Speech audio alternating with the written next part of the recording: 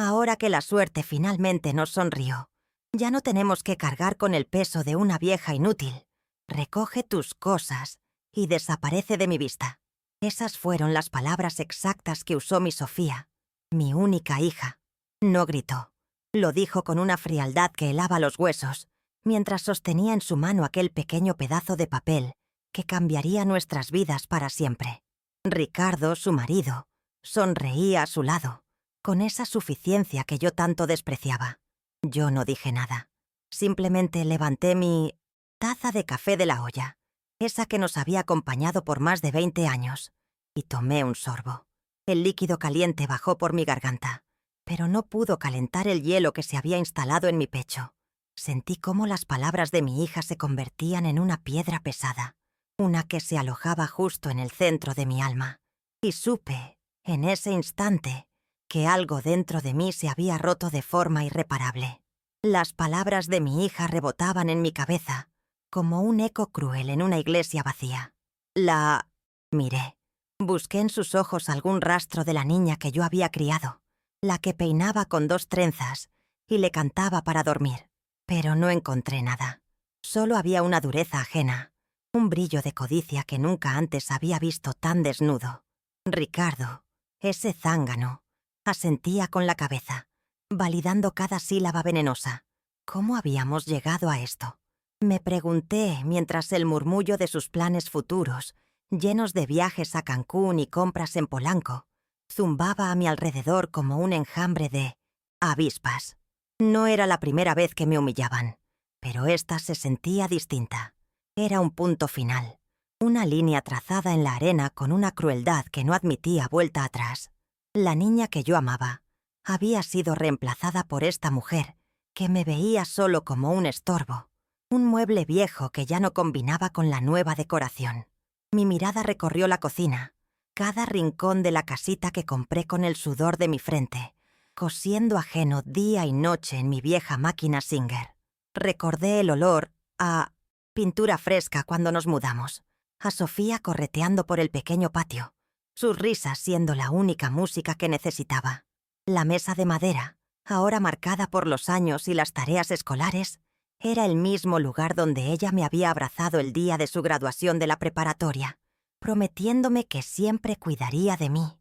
¡Qué ironía! Cada objeto a mi alrededor, desde los platos despostillados hasta el calendario del mercado de la Merced, colgado en la pared, era un testigo mudo de mis sacrificios, de un amor que ahora me era arrojado a la cara como una limosna despreciada. Este hogar, mi único refugio, se había transformado de repente en un tribunal donde yo era la única acusada, juzgada y sentenciada por el crimen de envejecer, con una lentitud que no era producto de mis 76 años, sino de la pesada carga de mi corazón. Me puse de pie. Las articulaciones me tronaron, un recordatorio físico de mi fragilidad, esa que ellos tanto me restregaban en la cara. No les dirigí la mirada. Mis ojos se fijaron en la puerta de mi recámara, al final del pasillo. Caminé hacia ella, y cada paso sobre las baldosas gastadas resonaba en el silencio denso de la casa. Podía escucharlos susurrar a mis espaldas, seguramente detallando lo rápido que convertirían mi cuarto en una oficina para Ricardo o un vestidor para Sofía. No importaba. Ya no me importaba. Yo solo avanzaba, concentrada en el ritmo de mi propia respiración, sintiendo cómo cada inhalación era un esfuerzo por mantener la compostura, por no derrumbarme allí mismo, en medio del pasillo que había recorrido miles de veces con la esperanza de un futuro mejor para ella, la misma que ahora me desterraba. Al llegar al umbral de mi cuarto, me detuve un segundo, con la mano en el picaporte frío. Fue entonces cuando el recuerdo vino a mí, claro como el agua de un cenote. El billete, el ritual de cada sábado por la mañana en el puesto de lotería de don Joaquín, la pluma fuente que mi difunto esposo me regaló, y mi firma, Elena Morales, trazada con cuidado en el reverso del papelito. Una sonrisa diminuta, casi imperceptible, se dibujó en mis labios. No era una sonrisa de alegría, ni de venganza. Era la sonrisa de la certeza. La humillación que acababa de sufrir No era el final de mi camino, sino el inesperado mapa que me mostraba la salida. De repente, el futuro dejó de ser un abismo oscuro. Se convirtió en un sendero estrecho, pero iluminado, y yo sabía exactamente qué debía hacer. El primer paso era cerrar esa puerta detrás de mí, y lo hice sin hacer ruido. La noche cayó sobre la Ciudad de México con su manto de ruidos lejanos y luces parpadeantes. Yo no empaqué nada. Sentada en la vieja silla de tule junto a la ventana de mi cuarto, observaba la vida de la colonia seguir su curso ajena a la demolición de la mía. El vendedor de tamales oaxaqueños gritaba su pregón, el mismo que había escuchado por 30 años, pero esta noche sonaba como un lamento. Las palabras de Sofía, vieja inútil, se repetían en mi mente, no con la rabia del momento, sino con un eco sordo y persistente. Cada repetición era como una gota de agua fría que caía sobre la misma piedra, mi corazón, erosionando poco a poco la coraza de paciencia que había construido durante años. Afuera, la vida continuaba. Adentro, un silencio sepulcral se había instalado, el preludio de una tormenta que nadie, excepto yo, veía venir. Un recuerdo me asaltó con la viveza del presente. Sofía, con apenas unos meses de vida, llorando sin consuelo por un cólico. La casa estaba en penumbras. Solo la luz de la luna se filtraba por esta misma ventana.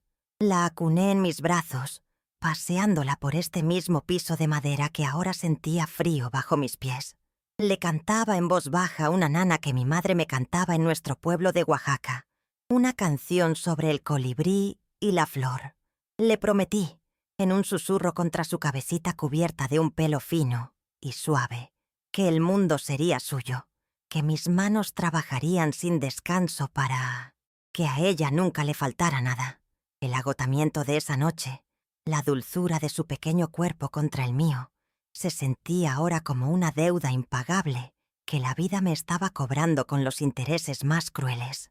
Luego, la memoria saltó a sus años de escuela. La recordé sentada en la mesa de la cocina, con el ceño fruncido, batallando con las tablas de multiplicar. Yo, a su lado, con la vista cansada después de 12 horas de costura, hilvanando un vestido de quinceañera para una clienta de la Colonia del Valle. Le preparaba un té de manzanilla y le decía: «El estudio es tu única herencia, mija. Aférrate a él». Cada peso que ganaba se iba en sus libros, en sus uniformes, en el pago de la excursión escolar que ella tanto anhelaba. La alegría en su rostro cuando me mostraba una calificación de 10 era mi paga, mi mayor tesoro. Pensé que estaba invirtiendo en su futuro, en su felicidad, sin darme cuenta de que en su ecuación de éxito, mi vejez no tenía cabida. Era un pasivo que debía ser eliminado. Cuando mi Ramiro murió, el mundo se me vino encima. Sofía era apenas una adolescente. Tuve que ser padre y madre, la mano firme y el regazo suave. Los fines de semana, mientras otras mujeres descansaban, yo iba a limpiar casas en Lindavista, fregando pisos ajenos para poder pagar los suyos. Le decía que era por nuestro futuro, y en ese entonces lo creía de verdad. Pero con el tiempo, la palabra nuestro se fue encogiendo, se fue adelgazando hasta que solo quedó espacio para nuestro. Se convirtió en su coche, su carrera, sus amigos que me miraban por encima del hombro. Yo me fui haciendo pequeña, invisible, una sombra silenciosa que se aseguraba de que la comida estuviera caliente y la ropa limpia. Un fantasma funcional en la casa que yo misma había levantado. La llegada de Ricardo fue el principio del fin. Él le enseñó a avergonzarse de mí. Le hizo creer que mi amor era una cadena, que nuestra casa en la colonia Portales era una pocilga de la que debía escapar. Escuchaba sus susurros en la sala, frases como: «Tu mamá te ancla, mereces algo mejor que esto». Él sembró en su corazón la semilla de la ingratitud y la regó todos los días con su propia pereza y ambición. Sofía, que siempre había sido un poco inconforme, encontró en él el eco perfecto para sus quejas. Empezó a corregir mi forma de hablar, a criticar mi ropa, a pedirme que no saliera de mi cuarto cuando venían sus importantes amigos. Dejé de ser su madre para convertirme en su vergüenza, en el vivo recordatorio de un origen humilde que ella se esforzaba desesperadamente por borrar. La luz de un farol entraba por la ventana, dibujando un rectángulo pálido en el suelo. En ese haz de luz danzaban motas de polvo, pequeños universos indiferentes a mi dolor. Miré mis manos, reposando sobre mi regazo. Nudillos gruesos, piel manchada por el sol y la edad, venas como ríos secos. Eran las manos de una trabajadora, las mismas manos que le habían cambiado los pañales, que le habían cosido los dobladillos de sus faldas, que le habían entregado cada quincena el dinero para sus gastos. Estas manos, que solo habían sabido dar, ahora eran las manos de una vieja inútil. Por primera vez en muchos años, sentí una oleada de rabia. No una rabia caliente y explosiva, sino una fría, pesada y lúcida. Una rabia que no pedía explicaciones, sino justicia. Fue un despertar silencioso. Me di cuenta de que mi silencio, mi paciencia infinita, no había sido una virtud. Había sido, al permitir cada pequeña falta de respeto, cada desplante, cada palabra hiriente, les había enseñado que podían tratarme así. Les había entregado mi dignidad en pequeñas cuotas, esperando a cambio un amor que ya no existía, o que quizás nunca había existido de la forma en que yo lo imaginaba. La paz que tanto me esforzaba por mantener en casa no era paz, era rendición. Y en ese momento, bajo la luz mortecina de un farol de la Ciudad de México, decidí que no me rendiría más. La mujer que había soportado todo en silencio había muerto esa noche en la cocina. De sus cenizas, otra estaba naciendo, y entonces el billete de lotería volvió a mi mente. No como un golpe de suerte para ellos, sino como un instrumento del destino para mí. Recordé los números: 14, 22, 5, 9. Las fechas de nacimiento de mi padre y de mi madre. Un homenaje secreto a mis raíces, a los que me dieron la vida y me enseñaron a trabajar duro. Cada sábado, al comprarlo, sentía que mantenía un hilo invisible, conectado con ellos, con mi tierra en Oaxaca. Era mi pequeño ritual, mi acto de fe personal en un universo que, hasta ahora, me había dado muy poco. Ese billete no era de Sofía, no era un regalo del cielo para sus ambiciones vacías. Era mío, era el fruto de mi constancia, el eco de mis ancestros, y ahora, inesperadamente, se había convertido en mi única arma. Mi decisión se forjó en ese instante, tan sólida y clara como el jade. No iba a gritar, no iba a suplicar, no iba a darles el gusto de verme rota. Ellos esperaban lágrimas, reproches, una escena dramática que confirmara su visión de mí como una anciana débil y sentimental. Pero no les daría esa satisfacción. Les haría frente con la ley, con la verdad y con la calma de quien sabe que tiene la razón. Les hablaría en el único idioma que Ricardo y la nueva Sofía parecían entender, el del poder y el dinero. Pero no sería su poder, sino el mío. Un poder que ellos ni siquiera sabían que yo poseía, oculto en una firma, en un papel guardado en mi monedero. Iba a actuar, como siempre lo había hecho en mi vida, sin levantar la voz. Las palabras de mi madre me llegaron desde el fondo de la memoria, tan nítidas como si estuviera a mi lado. El respeto no se exige, mija, se impone con los actos. Ella era una mujer zapoteca, de pocas palabras y una fortaleza que parecía tallada en piedra. Enfrentó la sequía, la pobreza, la pérdida, siempre con la frente en alto. Yo era su hija. Había olvidado esa parte de mí. La había enterrado bajo capas de abnegación y un malentendido sentido del deber maternal. Esa noche la recordé. Recordé la fuerza de mi linaje, de las mujeres de mi familia que nunca se dejaron pisotear. Mi madre no habría permitido esto. Y yo, su hija, Elena Morales, tampoco lo haría. Mi lucha no sería solo por mí, sino por el respeto a su memoria. Me levanté de la silla. El cuerpo ya no me pesaba. Me moví con un propósito que no sentía desde hacía años. Abrí el viejo ropero de cedro que olía a naftalina y a recuerdos. En el fondo, debajo de mis rebozos y faldas bordadas, había una pequeña caja de metal. La abrí con su llavecita. Dentro estaba mi vida en papeles, mi acta de nacimiento, la de matrimonio, el certificado de defunción de Ramiro, y junto a ellos, en un sobrecito, guardaba los recibos de compra de los billetes de lotería de los últimos 5 años. Siempre guardaba el último mes. Era una manía, una costumbre de vieja, como decía Sofía. Pero esa manía, esa costumbre de vieja, estaba a punto de convertirse en mi salvación. La prueba irrefutable de mi reclamo. Saqué también del cajón una fotografía un poco gastada. En ella aparecía Lucía, mi ahijada, el día que se recibió de abogada en la UNAM. Sonreía, abrazándome, con su toga y birrete. «Madrina, usted nunca estará sola», me había dicho ese día. ¿Cuántas veces me había insistido en que me fuera a vivir con ella a Coyoacán, lejos de los desprecios de Sofía? Y yo, terca, siempre me negaba. «Es mi hija, tengo que estar con ella», le respondía. Qué equivocada estaba. El deber de una madre no es ser un felpudo para la ingratitud de sus hijos. Marqué su número. Su voz somnolienta al otro lado de la línea se llenó de alarma cuando le conté, en pocas palabras, lo que había pasado. «Véngase para acá, madrina. Ahora mismo. Mi casa es su casa». Mientras Sofía y Ricardo dormían, probablemente soñando con coches de lujo y departamentos en Santa Fe, yo estaba más despierta que nunca. La calma que sentía era profunda, una quietud en el ojo del huracán. Tenía un refugio, tenía las pruebas y, lo más importante, me tenía a mí misma de vuelta. La vieja Elena, la que agachaba la cabeza, había quedado atrás. Ahora era solo Elena Morales, una mujer de 76 años que estaba a punto de enseñarles a su hija y a su yerno una lección sobre el verdadero significado de la palabra poder.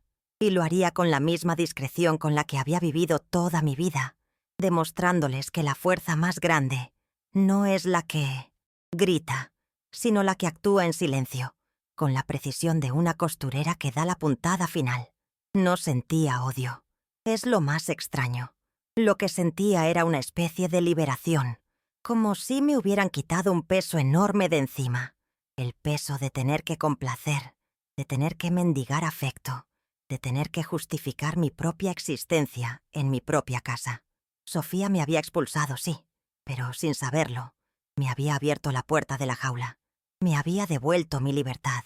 El amor por ella se había transformado en una lástima profunda, una tristeza por la persona en la que se había convertido. Pero la lástima no me detenía. Al contrario, me impulsaba a seguir adelante con mi plan. A veces, el acto de amor más grande hacia alguien es dejar que enfrente las consecuencias de sus propias decisiones, por más duras que éstas sean. Colgué el teléfono con Lucía y miré mi reflejo en el cristal oscuro de la ventana. Vi a una anciana.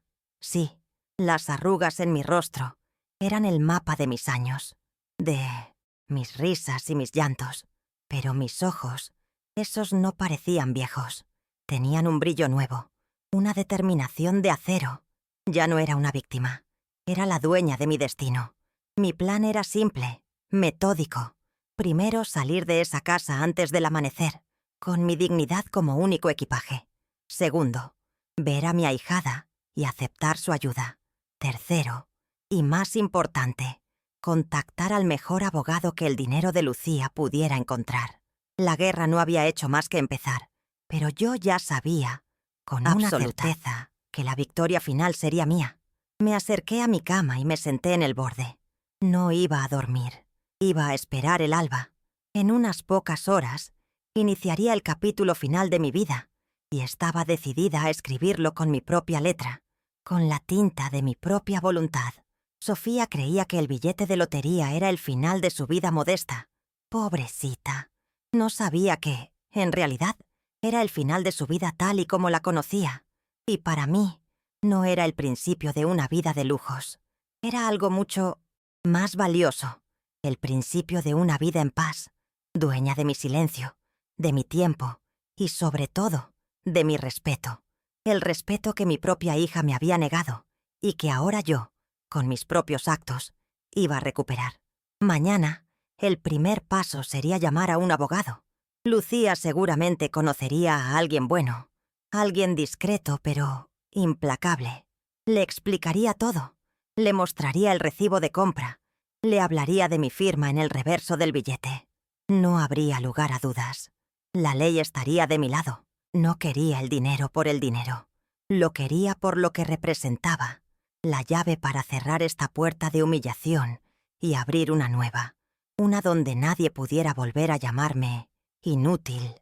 El plan se desplegaba en mi mente con una claridad meridiana. Cada paso encajando perfectamente en el siguiente. No había miedo. No había vacilación. Solo la calma fría y serena de la justicia que se pone en marcha. La noche se hizo más profunda. El silencio en la casa era total. Imaginé a Sofía, dormida, con el billete premiado seguramente en su mesita de noche, como un amuleto. Ella creía tener un tesoro, pero lo que tenía era una bomba de tiempo, y el reloj había empezado a correr en el momento en que sus crueles palabras salieron de su boca. Yo, por mi parte, no tenía nada en mis manos, salvo la verdad, y estaba a punto de descubrir que la verdad, a veces, puede ser más poderosa que cualquier premio de lotería.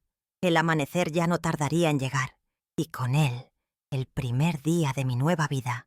Una vida construida no sobre la suerte, sino sobre la dignidad recuperada. Antes de que el primer rayo de sol tocara los volcanes, yo ya estaba de pie. Con un sigilo que mis años no delataban, empaqué una pequeña bolsa de tela, mis documentos, una muda de ropa, el suéter que tejí el invierno pasado y la fotografía de Lucía. No me llevé nada más. Ningún recuerdo de esa casa me pertenecía ya. Estaban todos manchados de ingratitud. Cerré la puerta principal sin hacer ruido, la misma puerta por la que había entrado con Sofía en brazos hacía más de 40 años. La calle estaba desierta, bañada en la luz grisácea del alba. No miré hacia atrás. Cada paso que daba sobre el asfalto frío de la colonia Portales no era una huida, sino una marcha deliberada hacia mi propia liberación. Un camino que no sabía que anhelaba recorrer. El abrazo de Lucía en la puerta de su departamento en Coyoacán fue como llegar a un puerto después de una larga y violenta tormenta. No hubo preguntas incómodas, ni miradas de lástima. Solo el calor de sus brazos y una taza de café de grano recién hecho. Su hogar era un reflejo de ella, luminoso, lleno de libros y con el aroma de flores frescas. El contraste con el ambiente opresivo que había dejado atrás era tan agudo que me dolía. Nos sentamos en su pequeña cocina, y mientras el sol matutino inundaba el espacio, le conté toda la historia. Ella escuchaba en silencio, su rostro pasando de la incredulidad a una furia contenida. Cuando terminé, simplemente tomó mi mano y dijo: «No te preocupes, madrina. Se metieron con la mujer equivocada». Esa misma mañana, Lucía hizo una llamada.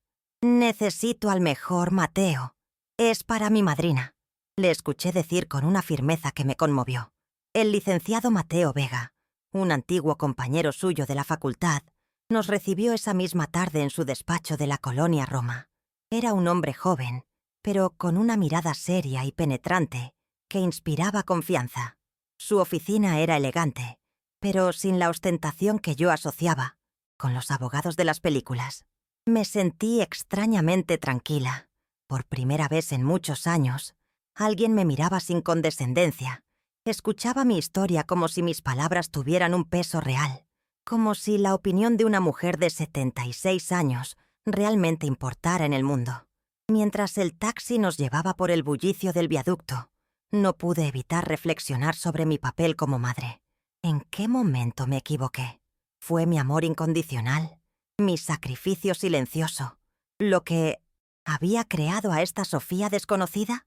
Le di todo lo material que pude, pero quizás en el proceso olvidé enseñarle el valor de lo intangible, el respeto, la gratitud, la empatía.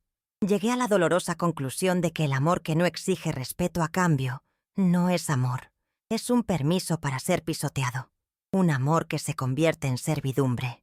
Fue una verdad amarga, una lección que estaba aprendiendo demasiado tarde para mi relación con ella, pero justo a tiempo para salvarme a mí misma de la ruina emocional. Frente al licenciado Vega, en su silla de piel, no me sentí pequeña. Con la calma que me da la edad, le expuse los hechos, uno por uno, como si estuviera contando las puntadas de un bordado complejo. Le hablé de mi ritual semanal, de la elección de los números, de mi pluma fuente y de mi firma. Luego, con la mano firme, saqué de mi monedero el pequeño recibo de compra de la tienda de don Joaquín, doblado cuidadosamente. Guardo los de las últimas 4 semanas, le expliqué. El abogado lo tomó con la delicadeza con que se trata una prueba crucial. Escuchó cada palabra sin interrumpirme, y noté cómo su expresión inicial de cortesía profesional se transformaba en un genuino interés y, me atrevería a decir, en una profunda admiración. Al terminar mi relato, el licenciado Vega examinó el recibo bajo la luz de su lámpara. «Doña Elena», dijo con una voz grave y segura, «esto es más que suficiente para empezar, pero la clave de todo, el arma definitiva, es su firma en el reverso del billete. Legalmente, un billete de lotería es un documento al portador, a menos que esté firmado. En ese caso, la firma actúa como un contrato de propiedad. Es irrefutable». Me explicó con paciencia los pasos a seguir. Notificar de inmediato a la Lotería Nacional para impugnar el cobro, presentar una demanda formal por la propiedad del premio y solicitar a un notario que diera fe de los hechos. Su seguridad era un bálsamo. Sentí que, por fin, alguien estaba de mi lado. Me imaginé a Sofía y a Ricardo despertando tarde en mi casa, ahora su casa. Seguramente habrían notado mi ausencia con un suspiro de alivio, celebrando su libertad. Los visualicé riendo, haciendo llamadas a sus amigos para alardear de su nueva fortuna, navegando por internet en busca de coches deportivos y viajes a Europa. Su arrogancia sería su perdición. Estaban tan seguros de mi debilidad, tan convencidos de mi irrelevancia, que la posibilidad de que yo pudiera contraatacar ni siquiera cruzaría sus mentes. Festejaban en una casa construida sobre cimientos que estaban a punto de derrumbarse, completamente ajenos al terremoto legal que se avecinaba, uno que yo había iniciado con un simple recibo y la memoria de mi firma. En el despacho del abogado, firmé los documentos necesarios. El papel era grueso, las letras formales y complicadas. Cada vez que estampaba mi nombre, Elena Morales, sentía una oleada de poder. Durante años mi firma solo había servido para recoger mi exigua pensión o para firmar los permisos escolares de Sofía. Era una firma anónima, la de una mujer más. Pero ahora, esa misma firma, esos trazos que mis dedos artríticos conocían de memoria, se habían convertido en una declaración de guerra, en la llave que congelaría millones de pesos y en el martillo que haría justicia. Estaba recuperando no solo mi dinero, sino mi identidad, mi capacidad de influir en mi propio destino. Una agencia que me habían arrebatado poco a poco y sin que yo me diera cuenta. Los días siguientes en Coyoacán fueron un respiro para mi alma. Con Lucía establecimos una rutina tranquila y sanadora. Por las mañanas caminábamos por los viveros, bajo la sombra de los árboles centenarios, y yo le contaba historias de mi pueblo. Por las tardes, la ayudaba a remendar su ropa, mis manos de costurera encontrando de nuevo el placer en la aguja y el hilo, esta vez como un acto de cariño, no de obligación. Conocí a sus amigos, gente culta y respetuosa que me escuchaba con interés genuino. Poco a poco, la vieja inútil se fue desvaneciendo, y en su lugar resurgió Elena, una mujer con un pasado, con habilidades y, sobre todo, con un futuro que ahora parecía lleno de posibilidades. Una tarde, mientras regaba los geranios del balcón de Lucía, sonó el teléfono. Era el licenciado Vega. Su voz era tranquila, pero cargada de noticias. «Lo hemos logrado, doña Elena. La Lotería Nacional ha congelado el premio. Han sido notificados de que existe una disputa formal de propiedad». Me explicó que Sofía y Ricardo habían intentado cobrar el premio esa misma mañana y se habían encontrado con una pared legal. Colgué el teléfono y me quedé mirando la ciudad, No sentí alegría, ni un ápice de euforia vengativa. Lo que sentí fue una profunda y sombría satisfacción. La primera pieza del dominó había caído.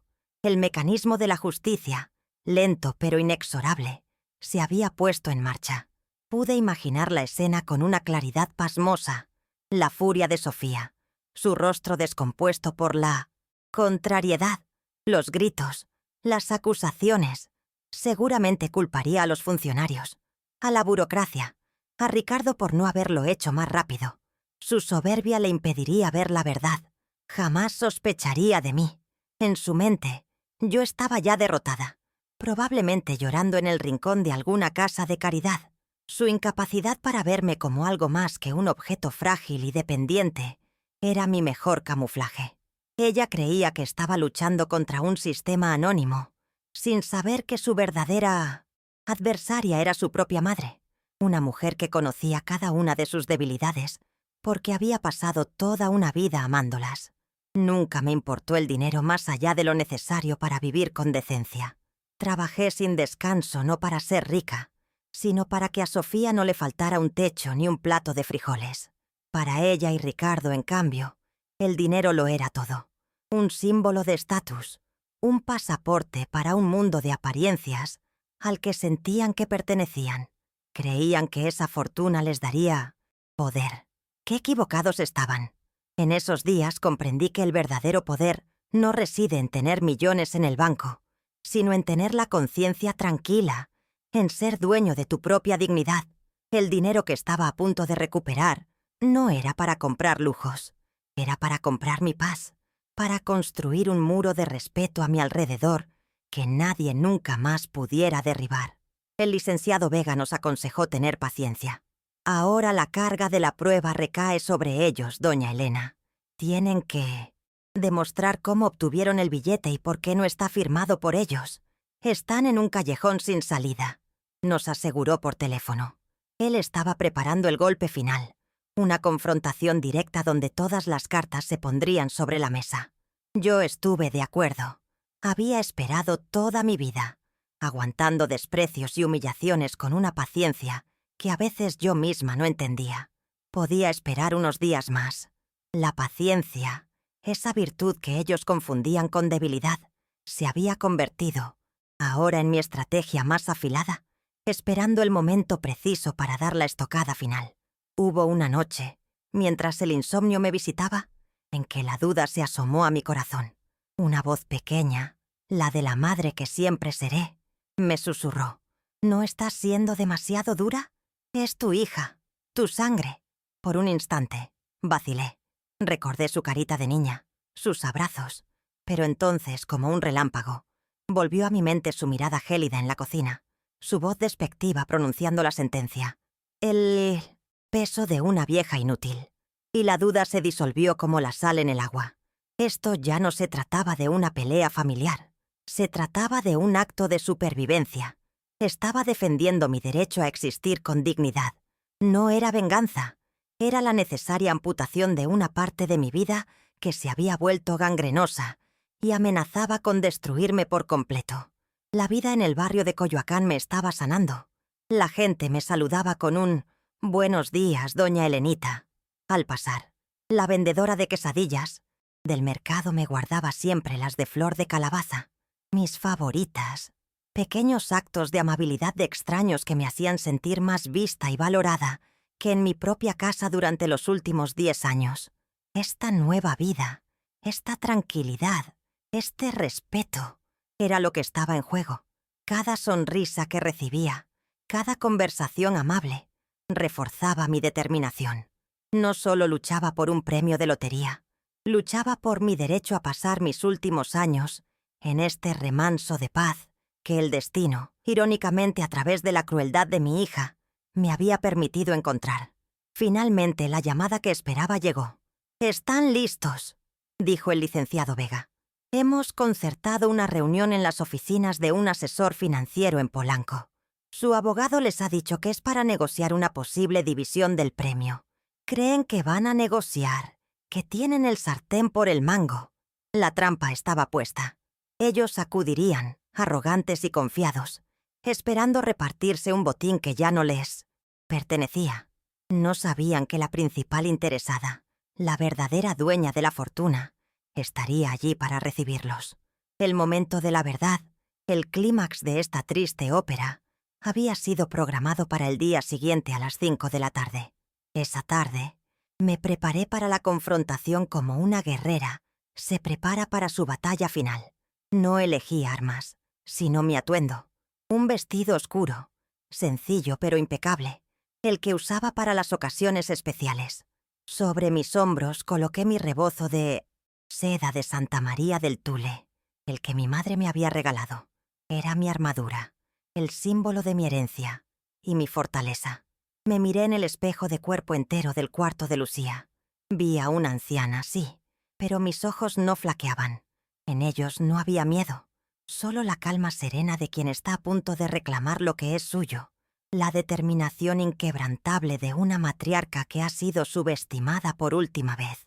En el taxi que nos llevaba hacia Polanco, el corazón de la opulencia de la ciudad, Lucía me tomó de la mano. La suya estaba temblorosa, la mía, firme. No sentía nervios, sino una extraña paz, la quietud que precede a los actos irrevocables. Repasé en mi mente las palabras que diría. Serían pocas, directas, precisas como una de mis puntadas. A través de la ventanilla, los edificios de cristal y acero pasaban como fantasmas modernos.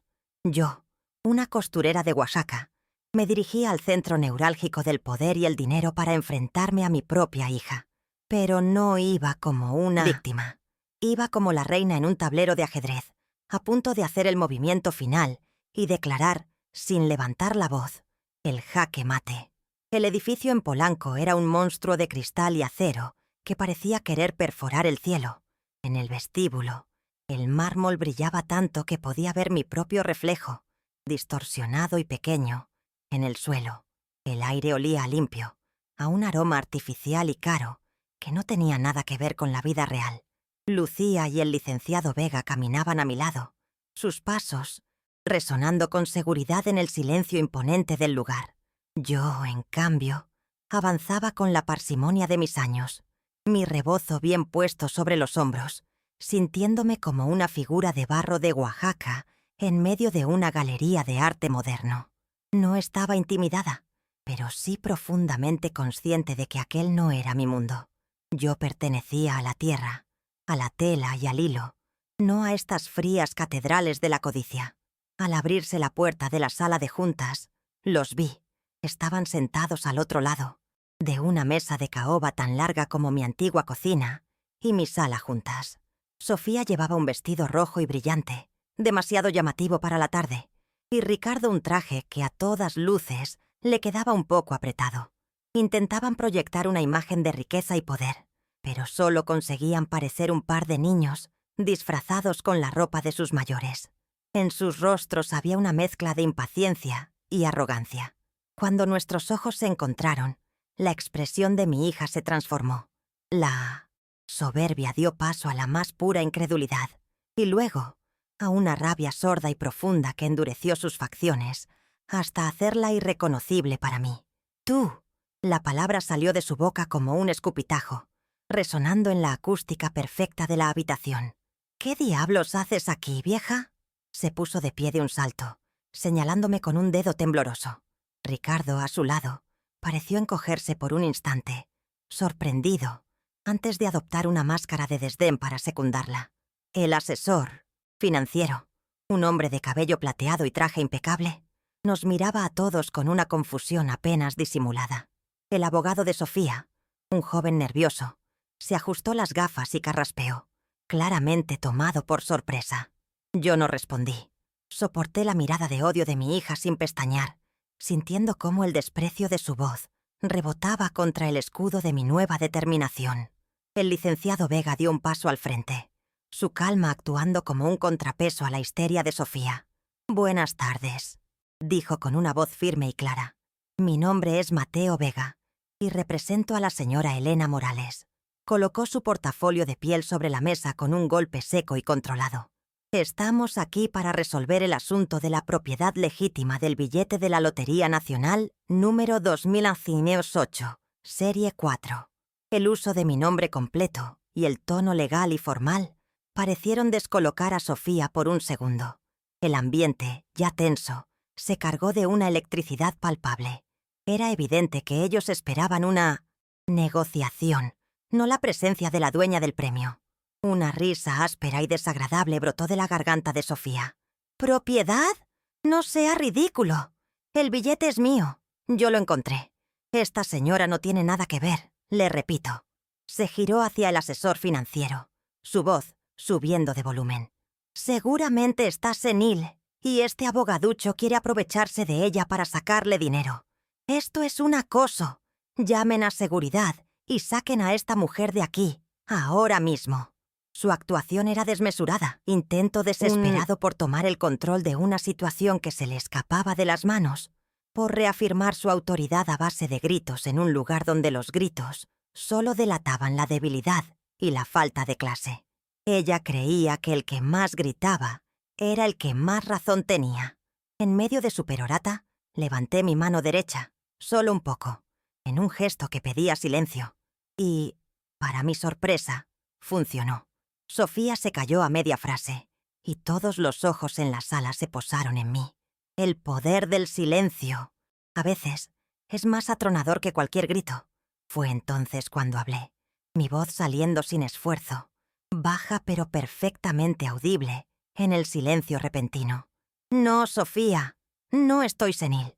Esas 5 palabras, pronunciadas con una calma absoluta, cayeron en la habitación con el peso de una verdad innegable. Desmontaron toda su estrategia de un solo golpe. No la acusé, no la insulté, simplemente negué su premisa, obligándola a enfrentarse a mí, a la mujer real, no a la caricatura de anciana, débil que ella había construido en su mente. Mantuve mi mirada fija en la suya, y por primera vez vi un atisbo de miedo en sus ojos. Vine a buscar lo que es mío, hija, continué, mi voz teñida de una tristeza que no pude ocultar. Ese billete que tienes guardado como si fuera el boleto dorado, ese que crees que te comprará la felicidad, yo lo compré. Dejé que las palabras flotaran en el aire entre nosotras, un puente invisible entre su codicia y mi verdad. Ricardo soltó un bufido, de incredulidad y desprecio. «¿Pero qué tonterías dice? Sofía, vámonos de aquí. Esto es una pérdida de tiempo». Intentaba arrastrarla, sacarla de allí, antes de que mi verdad echara raíces. Pero Sofía no se movió, paralizada por la extraña autoridad que yo emanaba. «Lo compré el sábado por la mañana, como cada sábado desde que murió tu padre». Especifiqué. Mi voz era un hilo de memoria. «En el puesto de periódicos de don Joaquín, en la esquina de la casa. Pagué 20 pesos. Dinero de mi pensión». Hice una pausa deliberada antes de añadir. «La misma pensión que tú y tu marido me administraban cada mes, dejándome apenas lo suficiente para mis medicinas». La mención de la pensión fue una estocada directa y precisa. Vi cómo el color subía a las mejillas de Sofía. No era solo por la acusación pública, sino por la vergüenza de ver expuesta la mezquindad de sus actos ante aquellos a quienes quería impresionar. «¡Mentirosa! ¡Estás loca!», gritó, ahora con la voz quebrada por una mezcla de rabia y pánico.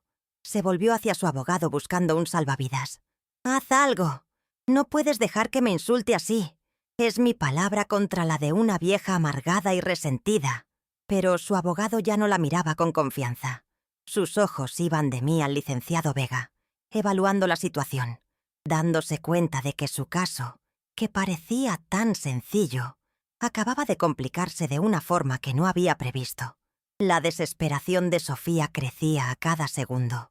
Su castillo de naipes empezaba a temblar ante el simple soplo de mi verdad. Permanecí impasible ante su arrebato. La dejé agotar sus gritos y sus insultos. Cuando el eco de su última palabra se desvaneció, volví a hablar, con la misma voz serena. «Si no me crees, Sofía, si dudas de la palabra de la mujer que te dio la vida, hay una forma muy simple de saber la verdad». Desvié mi mirada hacia el asesor financiero, que observaba la escena como si fuera un partido de tenis. Señor, le dije con el máximo respeto, le ruego que le pida a mi hija que le muestre el billete. Y cuando lo tenga en sus manos, simplemente dele la vuelta. Mi petición fue tan sencilla, tan lógica, que desarmó por completo la situación. Ya no era un asunto de dimes y diretes, sino de una simple comprobación física. Un silencio denso, casi irrespirable, se apoderó de la sala. El asesor financiero, asumiendo su papel de mediador, se aclaró la garganta y con una voz neutra dijo: «Señorita Sofía, para proceder, necesito ver el billete, por favor». Me lanzó una mirada cargada de veneno. Dudó un instante, como si sopesara la posibilidad de negarse, de salir corriendo, pero estaba atrapada. Con un movimiento brusco, sacó de su bolso de diseñador el pequeño trozo de papel y lo deslizó con rabia sobre la superficie pulida de la mesa. El billete se detuvo justo en el centro, un objeto insignificante que contenía el destino de todos los presentes. Con un gesto deliberadamente lento, el asesor tomó el billete. Lo sostuvo con la punta de los dedos, como si fuera una reliquia. Todos los ojos estaban fijos en sus manos. Primero miró la combinación de números ganadores en el anverso. Luego, con una parsimonia que me pareció eterna, le dio la vuelta. Se inclinó un poco para ver mejor bajo la luz de la lámpara de diseño. Y entonces, su expresión cambió. Un ligero arqueo de cejas, un parpadeo. En el reverso del billete, escrita con la caligrafía elegante y ligeramente temblorosa de otra época, con la tinta azul de mi pluma fuente, estaba mi firma, inconfundible y clara: Elena Morales. El único sonido fue el de Sofía al aspirar aire, un jadeo agudo que cortó el silencio como un cuchillo. Su rostro, antes rojo de ira, se tornó de un blanco ceroso. Ricardo, que se había mantenido un paso atrás, se abalanzó y le arrebató el billete de las manos al asesor. Sus ojos se desorbitaron al ver mi firma. «No, no puede ser», balbuceó, la voz estrangulada por el shock. Miró de mi firma a mi rostro, una y otra vez, como si su cerebro se negara a procesar la información, la cruda y simple evidencia de que su sueño dorado se había convertido en una pesadilla. La arrogancia se desvaneció de su cara, dejando solo el pánico desnudo. Fue el turno del licenciado Vega. Con la calma de un cirujano, abrió su portafolio y sacó una carpeta. «Para que no quede ninguna duda», comenzó, su voz llenando el vacío.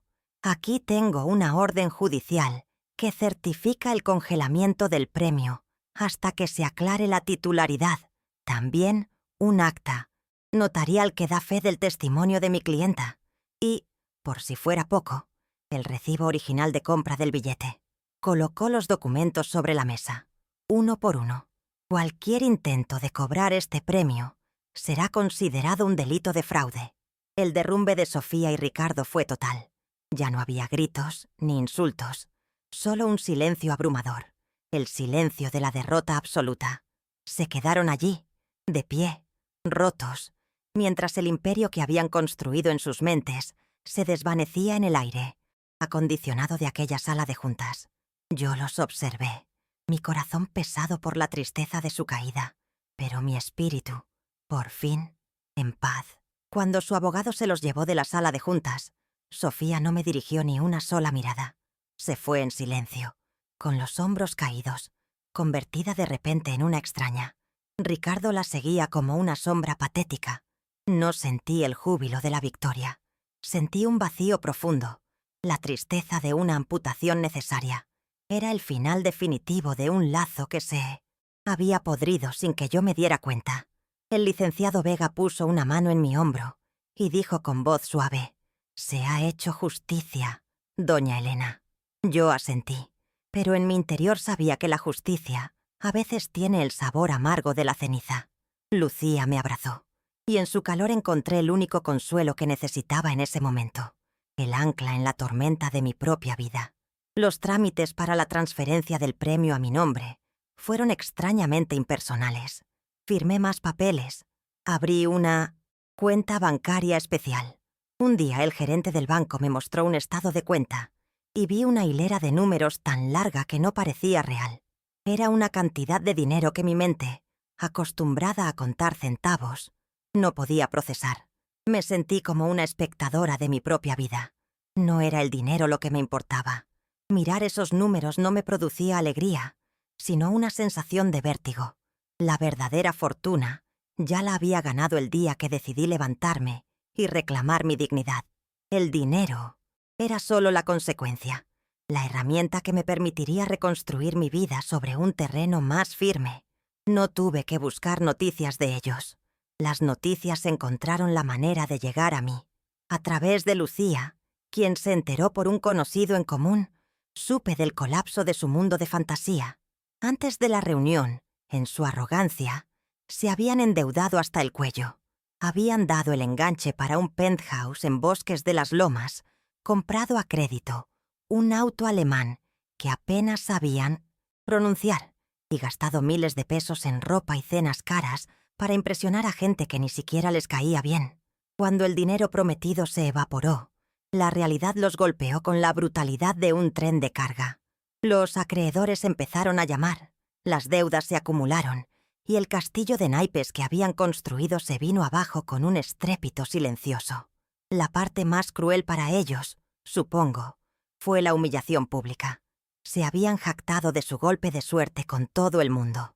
Sus supuestos nuevos amigos, atraídos por el olor del dinero fácil, los abandonaron tan rápido como habían aparecido. Se convirtieron en el chisme del momento, una fábula con moralejas sobre la soberbia y la codicia. Sentí una punzada de lástima, ese viejo y terco instinto maternal que se negaba a morir del todo, pero era una lástima lejana, como la que se siente por los personajes de una tragedia. Ellos habían escrito su propio guión y habían elegido su propio y desolador final. Yo ya no formaba parte de esa obra. Una de las primeras cosas que le pedí al licenciado Vega fue que iniciara los trámites de desalojo de mi casa en La Portales. No era un acto de venganza, sino de sanidad.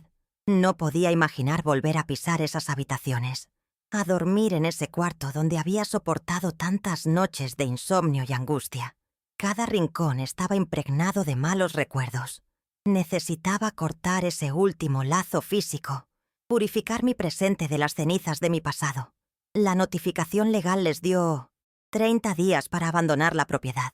Fue una decisión fría, necesaria, el equivalente legal a cauterizar una herida para evitar que se infecte y acabe contigo.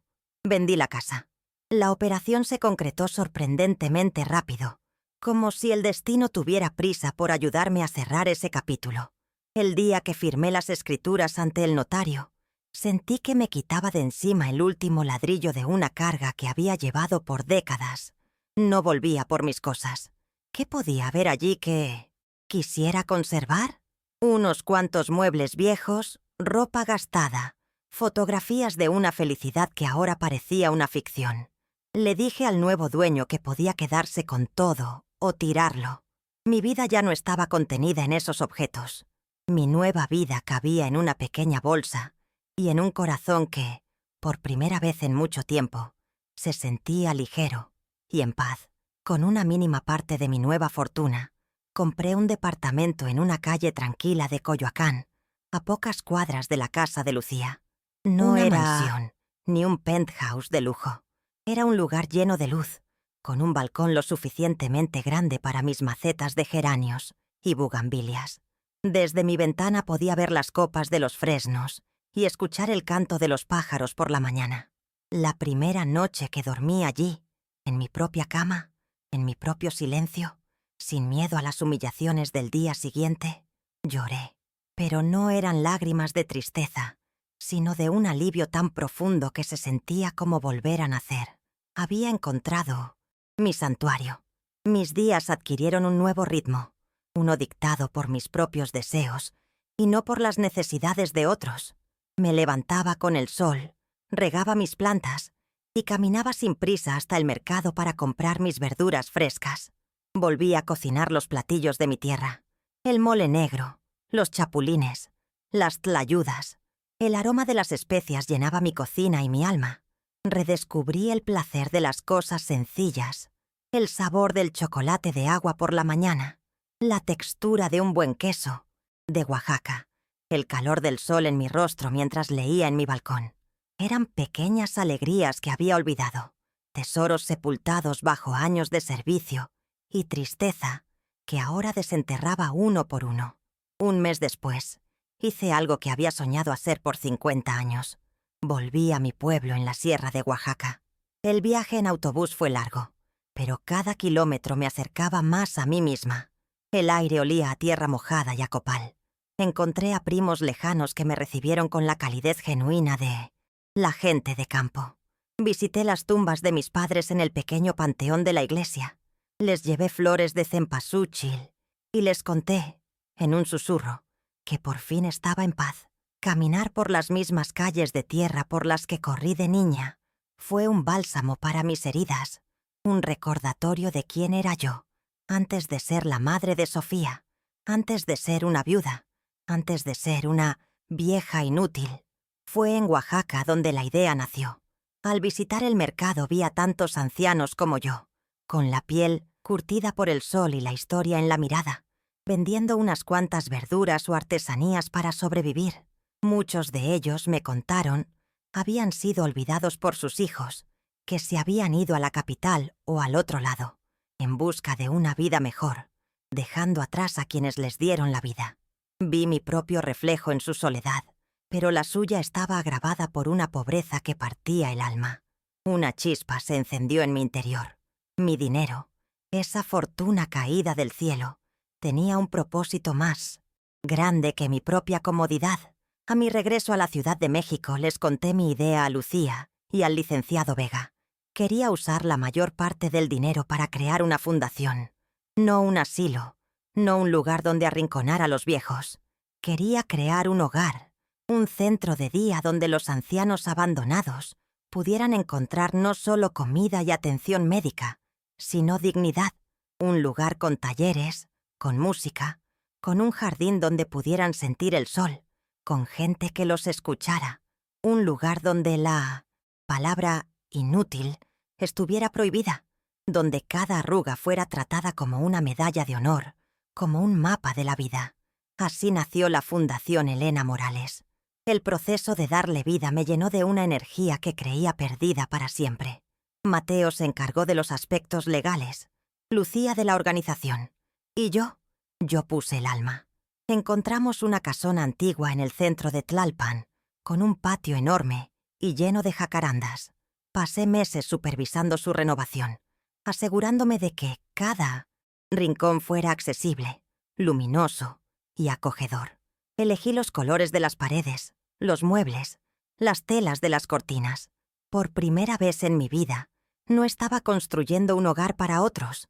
Estaba construyendo un refugio para mi nueva y numerosa familia. El día de la inauguración fue uno de los más felices de mi vida. La casa se llenó de las voces y las risas de nuestros primeros residentes. Hombres y mujeres con historias increíbles, con las manos y el corazón llenos de una sabiduría que la sociedad había decidido ignorar. Instalamos un taller de costura, por supuesto, pero también uno de carpintería, de cocina y un pequeño huerto en el patio.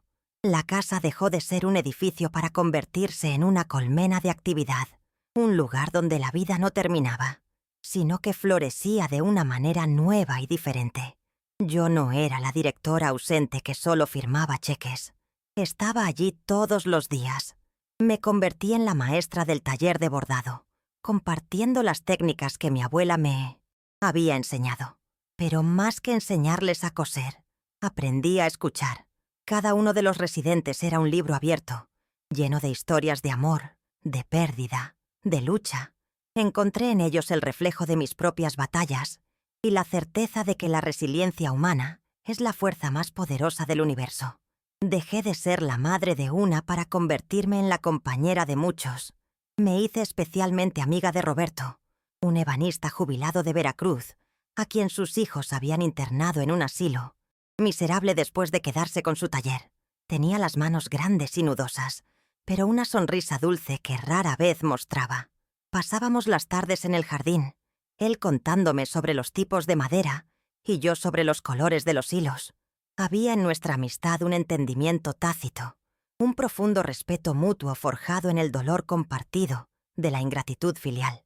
En su compañía, descubrí que la familia no siempre es la que te toca por sangre, sino la que eliges y te elige en el camino. Un día, sentada en una banca del jardín, bajo la sombra de las jacarandas en flor, me sentí abrumada por una sensación de paz. A mi alrededor, la vida bullía. Un grupo de señoras reía mientras jugaba a la lotería. Roberto le enseñaba a otro compañero a hacer un pequeño juguete de madera, y de la cocina llegaba el aroma del arroz con leche que habíamos preparado. Había logrado transformar el veneno de mi dolor personal en el antídoto para la soledad de muchos. Este lugar, esta comunidad, era mi verdadera herencia, un legado mucho más valioso que cualquier cantidad de dinero. Era la prueba de que, incluso de la herida más profunda, puede nacer la flor más hermosa. Unos meses después de la apertura de la fundación, recibí una carta con el matasellos de un municipio perdido del Estado de México. La caligrafía era la de Sofía. Mi corazón dio un vuelco, un eco del pasado. La abrí con manos temblorosas. No era una disculpa.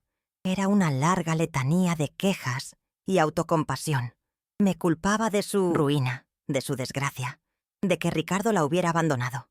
Decía que vivía en un cuartucho, que comía apenas, y al final, la verdadera razón de la carta, me pedía dinero, una cantidad considerable para rehacer su vida. Leí la carta 2 veces. La primera, con una sombra de la vieja angustia. La segunda, con una calma glacial. Doblé el papel cuidadosamente y lo guardé en un cajón. No sentí rabia, ni siquiera lástima. Sentí nada, un vacío absoluto. El lazo emocional unía a ella. El último hilo se había roto por completo en esa sala de juntas en Polanco. La mujer que escribió esa carta ya no era mi hija. Era una extraña pidiendo una limosna. No le respondí. Mi silencio fue mi respuesta final, el punto final de una historia que ya había terminado para mí. Esa noche reflexioné sobre el perdón. Comprendí que perdonar no significa necesariamente reconciliarse, ni olvidar el daño que te han hecho. Perdonar es un acto egoísta, en el mejor sentido de la palabra. Es liberarte a ti mismo del veneno del rencor. Es cortar el poder que el recuerdo de la ofensa tiene sobre ti. Yo había perdonado a Sofía. La había perdonado al volverme indiferente a su destino, al negarme a permitir que su toxicidad siguiera definiendo mi vida. Mi perdón no le ofrecía a ella ninguna absolución, pero me regalaba a mí la paz definitiva. Lucía se convirtió en la hija que siempre debí tener. Nuestra relación, que siempre fue cercana, floreció en algo mucho más profundo. Se convirtió en mi confidente, mi consejera, mi compañera de vida. Cenábamos juntas cada domingo. Celebrábamos las Navidades en mi departamento. Cuidábamos la una de la otra. Ella fue el pilar sobre el que reconstruí mi vida. Con ella, aprendí que los lazos del corazón, los que se eligen y se cultivan con respeto y cariño, son a menudo mucho más fuertes y verdaderos que los impuestos por la sangre. Ella era mi verdadera familia. Encontré una alegría inmensa en los placeres más simples, aquellos que el dinero no puede comprar, pero que mi nueva paz me permitía disfrutar plenamente. El sabor de un café cargado por la mañana, la sensación de la tierra húmeda en mis manos mientras cuidaba mis plantas, la risa contagiosa de mis amigos en la fundación, el placer de leer un buen libro en silencio. Comprendí que el premio de la lotería no me había comprado la felicidad. Me había comprado el tiempo y la tranquilidad para encontrarla en los lugares donde siempre había estado, oculta bajo el peso de la obligación y la tristeza. Nunca volví a saber de Ricardo. Lucía me contó que un conocido le dijo que, después de dejar a Sofía, se había mudado a Monterrey, seguramente en busca de otra mujer incauta a la que pudiera exprimir. No sentí nada al saberlo. Para mí, él nunca fue más que un síntoma, un catalizador que aceleró la descomposición de algo que ya estaba enfermo. Era un hombre hueco, un parásito, y el universo tiene su propia manera de lidiar con seres así. Mi energía ya no estaba en el pasado, sino firmemente anclada en mi presente. Mi salud, que se había deteriorado en los últimos años por el estrés constante, comenzó a mejorar notablemente. El dolor en mis rodillas disminuyó, la presión arterial se estabilizó y volví a dormir noches enteras. El médico me dijo que parecía 10 años más joven. Era la prueba de que el cuerpo y el alma están intrínsecamente conectados. Al sanar mi espíritu, al liberarme de la carga de la infelicidad, mi cuerpo también había comenzado su propio proceso de curación. Volví a sentirme fuerte, dueña de mi cuerpo y de mis pasos. Una tarde, en la fundación, celebramos el cumpleaños número 92 de Doña Consuelo, una de nuestras residentes. Había un pastel, música de un trío que habíamos contratado y un ambiente de alegría genuina. Mientras Consuelo, con los ojos brillantes de lágrimas, soplaba sus velas, miré a mi alrededor. Vi los rostros de mis compañeros, cada uno un mapa de una vida de luchas y resiliencia. Vi sus sonrisas, escuché sus risas y me sentí parte de algo real, de algo bueno. En ese momento supe, con una certeza absoluta, que era la mujer más rica de la habitación. A menudo contrastaba esta calidez, esta comunidad vibrante y ruidosa, con el recuerdo del silencio helado y la opulencia estéril de aquella sala de juntas en Polanco. Aquel mundo de superficies brillantes y corazones vacíos me parecía ahora más lejano y ajeno que nunca.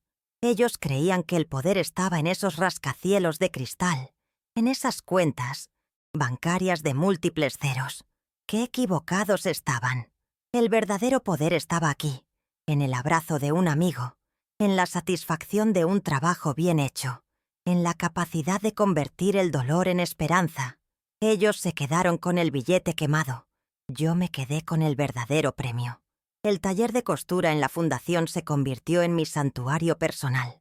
Lo equipamos con máquinas nuevas y relucientes, pero en un rincón mandé a restaurar una vieja máquina Singer de pedal, idéntica a la que usé durante tantos años para ganarme la vida. A veces, cuando el centro estaba en calma, me sentaba frente a ella y cosía sin un propósito concreto, solo por el placer de sentir la tela deslizarse bajo mis dedos, por el ritmo hipnótico del pedal. La costura ya no era una sentencia de trabajo forzado, sino un acto de meditación, una forma de crear belleza con mis propias manos. Una de mis nuevas amigas, una ex maestra llamada Inés, me preguntó una tarde si extrañaba a mi hija. Me quedé pensando un momento antes de responder. Extraño a la niña que fue, Inés, le dije con sinceridad. Extraño a la bebé que acuné en mis brazos y a la jovencita que soñaba con comerse el mundo. La mujer en la que se convirtió es una completa extraña para mí. Y a los extraños, a veces, es mejor mantenerlos a una distancia segura, por el bien de tu propia paz. Fue la primera vez que verbalicé esa verdad, y al hacerlo, sentí que me liberaba del último fantasma. Ahora, con 77 años, miro hacia adelante sin miedo. Ya no le temo a la soledad, ni a la vejez, ni siquiera a la muerte. Siento que mi vida ha completado un ciclo. Traje una hija al mundo. Y cuando ella me falló, el destino me dio la oportunidad de cuidar a muchos otros hijos e hijas en el ocaso de sus vidas. Es una extraña y hermosa simetría. Mi legado no será el de una madre que dejó una herencia material, sino el de una mujer que construyó un refugio para la dignidad. Y ese es un legado que me llena de un orgullo, sereno y profundo. La noche cae sobre Coyoacán. Desde mi terraza contemplo las luces de la ciudad que parpadean a lo lejos. El aire es fresco y huele a jazmín. Sostengo una taza de té caliente entre mis manos y siento una gratitud inmensa. El camino ha sido largo y doloroso, pero me ha traído hasta aquí, hasta este momento de paz absoluta. La tormenta ha pasado. El mar de mi vida está en calma. Ya no soy una víctima, ni una sobreviviente. Soy la capitana de mi propio barco, navegando con rumbo, firme hacia un horizonte tranquilo. Estoy en casa. Estoy completa. Durante la mayor parte de mi vida pensé que la riqueza era tener dinero en el banco, una casa grande o joyas en un cajón. Creí que mi pobreza era la ausencia de esas cosas. ¡Qué equivocada estaba! El dinero que gané en la lotería no me hizo rica, Simplemente me dio la herramienta para reclamar la verdadera riqueza que ya poseía, pero que había olvidado. Mi dignidad. La verdadera fortuna reside en la paz del espíritu, en el respeto por uno mismo y en la capacidad de dormir por las noches con la conciencia tranquila. El premio no fue el dinero, fue el valor que encontré dentro de mí para usarlo como un escudo y no como una corona. El dinero es solo papel. La dignidad, en cambio, es el oro del alma, un tesoro que nadie puede arrebatarte a menos que tú mismo se lo entregues. También aprendí una lección profunda sobre la familia. La sangre te hace pariente, pero solo la lealtad, el amor y el respeto te convierten en familia. Perdí a la hija que nació de mi vientre, pero gané una familia de docenas de almas en mi fundación. Una familia unida no por la obligación, sino por la elección y el cariño mutuo. A veces me pregunto qué será de Sofía. No le guardo rencor, solo una inmensa y lejana pena. Espero, sinceramente, que algún día encuentre su propio camino hacia la paz, que aprenda que la felicidad no se encuentra en lo que se tiene, sino en lo que se es. Pero su camino ya no es el mío. Nuestros senderos se bifurcaron para siempre en aquella cocina, y a veces el mayor acto de amor es simplemente dejar ir. La lección más importante que esta vida me ha enseñado es que la mayor lotería que uno puede ganar no viene en un billete, sino en el despertar del propio valor. El verdadero tesoro no es un golpe de suerte, sino la dignidad que se cultiva día a día, el respeto que se siembra en cada acto y que nos negamos a entregar, sin importar cuán grande sea la presión o la humillación. La fuerza no está en gritar más fuerte, sino en la calma de saber quién eres y lo que mereces. Este ha sido mi viaje, una larga y a veces dolorosa lección para aprender a quererme, a respetarme y a defender mi lugar en el mundo, aunque fuera el último acto de mi vida. Ahora, dígame usted, que ha tenido la paciencia de escuchar mi historia, ¿qué habría hecho en mi lugar? ¿Habría elegido el perdón y la reconciliación?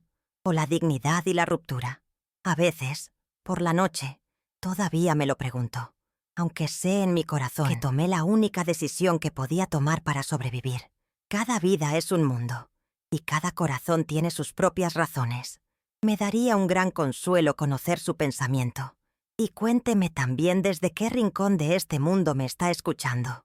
Saber que mi historia viaja tan lejos me hace sentir que, de alguna manera, todos estamos conectados por los mismos hilos de dolor y esperanza. Espero que mi relato sirva de algo, quizás como un espejo o una advertencia para quien lo necesite. Estas lecciones, aprendidas con lágrimas y soledad, no deberían ser en vano. El respeto a nuestros mayores no es un favor, es un pilar de cualquier sociedad que se precie de ser humana. Y para ayudar a que estas historias lleguen a más gente que pueda necesitarlas, a otros corazones que quizás hoy se sientan invisibles o pisoteados, le pido un último favor. Suscríbase a este canal y comparta este video. Quizás, juntos, podamos recordarle al mundo que la dignidad no tiene edad y que la verdadera fuerza, a menudo, susurra en lugar de gritar.